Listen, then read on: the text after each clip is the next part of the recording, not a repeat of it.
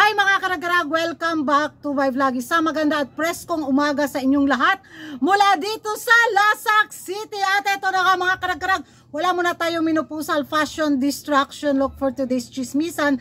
Dahil nagmamadali ako, pupunta akong kagawasan mga karagarag. Mamimili ako ng mga manok, atay sa manok, tiil sa manok, mga batikulon o ulo sa manok.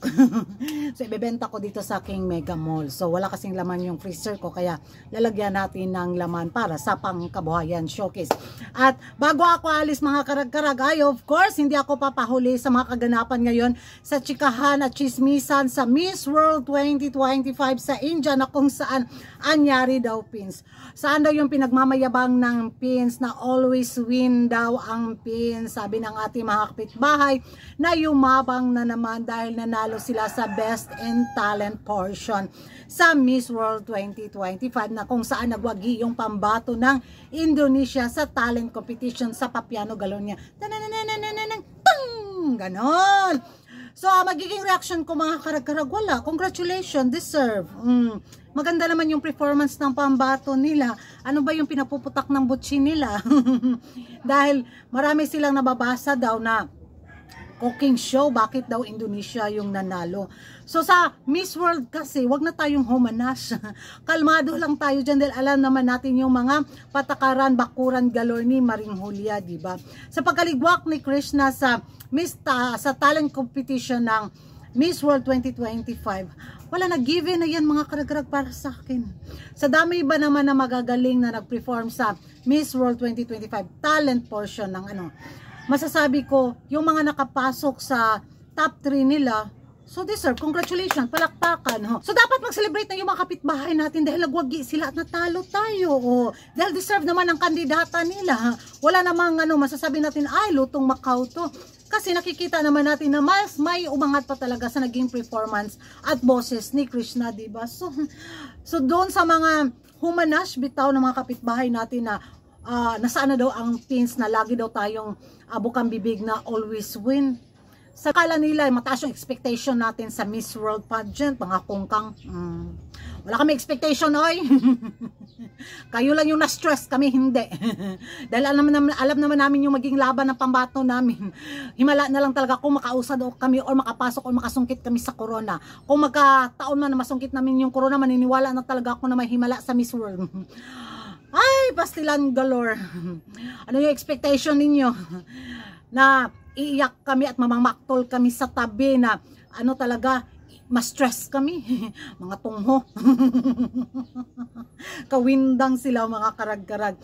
So, nasaan daw yung yung talent na pinagmamayabang ng pins pagdating sa singing competition. Tinalo lang daw tayo sa patugtog ng piano. Eh di wow! Alam na namin yung galawan.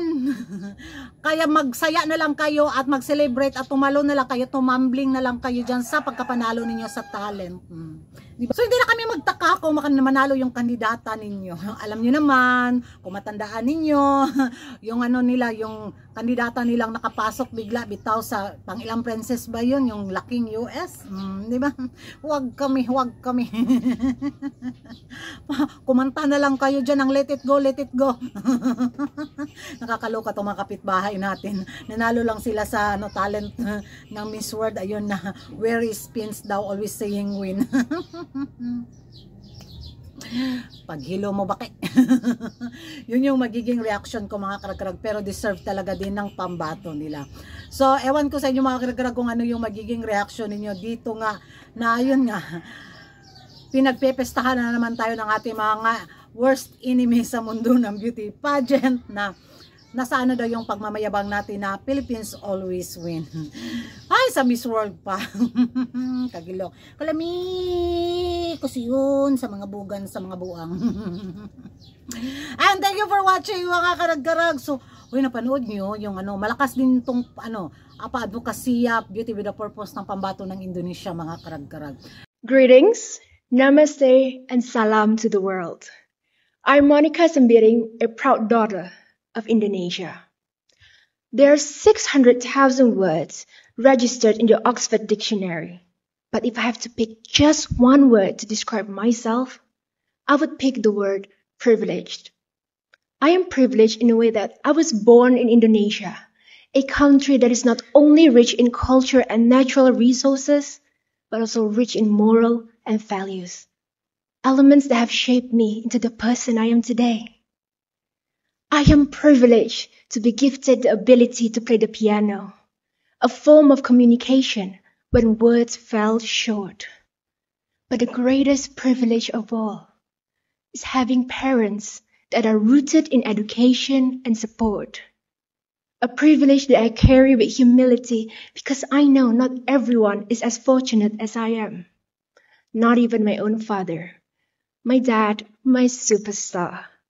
He came from a very humble beginning, and yet, with education and perseverance, he was able to rise into this incredible neurosurgeon he is today. I grew up watching him work endless nights, every single day. He was driven not by ambition, but by a purpose. A purpose to provide a better life for his girls.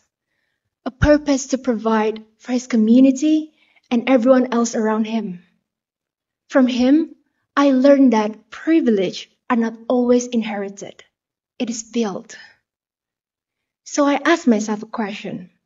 If he could build such a purposeful life having so little, shouldn't I be able to do more having so much? Growing up with that kind of a father makes me grow up with very close to the world of science. Although I did not love science the way he did in the medical field, but I did fall in love with science my own way, with chemistry, physics, and mathematics, the cornerstone of my youth. That passion led me to pursue a degree in chemical engineering, where I was introduced to the world of environmental sustainability. It's a place where science meets service. And it is also during my studies that I learned about a topic and it has become very close to my heart. Clean water. So simple, so essential, yet for 4 billion people out there, so out of reach. And it was faith that brought me to Kampung Ciseke, a village not too far from where I live in Indonesia. There, I witnessed children who have to suffer because they are forced to drink dirty water from a very contaminated river where they bathe, but also where they throw their human waste in. They are constantly sick, making them unable to attend school, and they are driven far away from their dreams. It broke my heart because water, it should never be a luxury, especially not for children. It's the most basic human necessity. They didn't need our pity, they needed our action. So from that moment, it turned into a mission that birthed my Beauty with a Purpose pipeline for Lifeline. That project have helped hundreds of families gain access to clean water and sanitation facilities. Today, I'm standing here not just to represent my country, but represent a belief.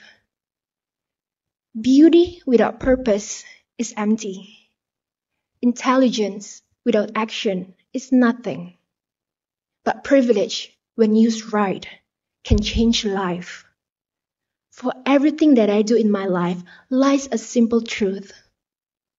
Why wait for a miracle when you can be one? Thank you.